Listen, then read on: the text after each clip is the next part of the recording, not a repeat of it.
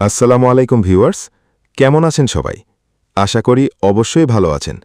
আবারও চলে আসলাম আপনাদের সামনে শিক্ষা বিষয়ক নতুন আপডেট ভিডিও নিয়ে।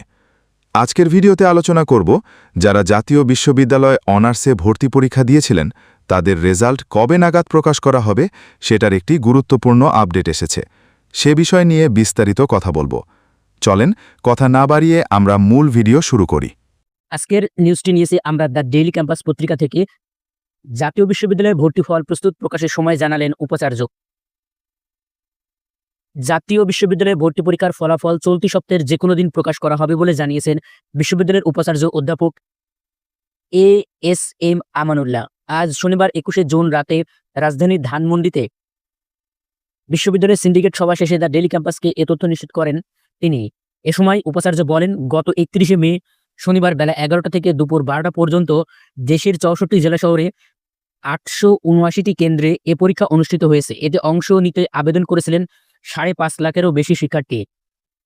অধ্যাপক এএসএম আমানুল্লাহ বলেন, জাতীয় বিশ্ববিদ্যালয়ে ভর্তি পরীক্ষার ফলাফল চলতি সপ্তাহে অর্থাৎ ২৩শে জুন থেকে ২৫শে জুন যে কোনো দিন প্রকাশ করা হবে। আমাদের রেজাল্ট প্রস্তুত রয়েছে, এখন শুধু চেক করা হচ্ছে। জানা গেছে ১৪-১৫ শিক্ষাবর্ষ পর্যন্ত জাতীয় বিশ্ববিদ্যালয়ের ভর্তি পরীক্ষার মাধ্যমে শিক্ষার্থী ভর্তি করানো হতো। ১৫-১৬ শিক্ষাবর্ষে প্রথমবারের মতো এসএসসি ও এইচএসসির জিপিএর ভিত্তিতে অধিভুক্ত কলেজগুলো শিক্ষার্থী ভর্তি শুরু করে।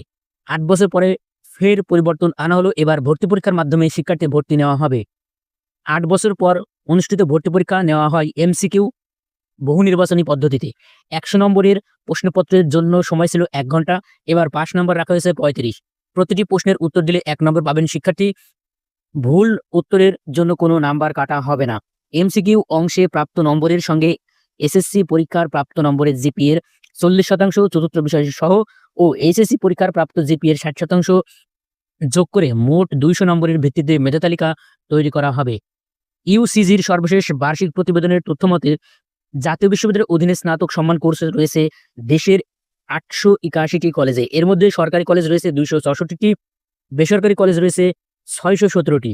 ২২-২৩ শিক্ষাবর্ষে স্নাতক সম্মান শ্রেণীতে প্রথম বর্ষে ভর্তিযোগ্য আসন ছিল ৪,৩৬,২৮৫টি। এই ছিল ভিউয়ার্স আজকের আপডেট ভিডিও। ভিডিওটি ভালো লাগলে অবশ্যই লাইক প্রদান করবেন। সেই সাথে কোনো প্রশ্ন বা জিজ্ঞাসা থাকলে কমেন্ট করতে পারেন। এই ভিডিওটি অবশ্যই যারা অনার্সে পরীক্ষা দিয়েছে তাদের সাথে অবশ্যই শেয়ার করবেন আপডেট খবর জানিয়ে দেওয়ার জন্য। আজকের ভিডিও এই পর্যন্তই।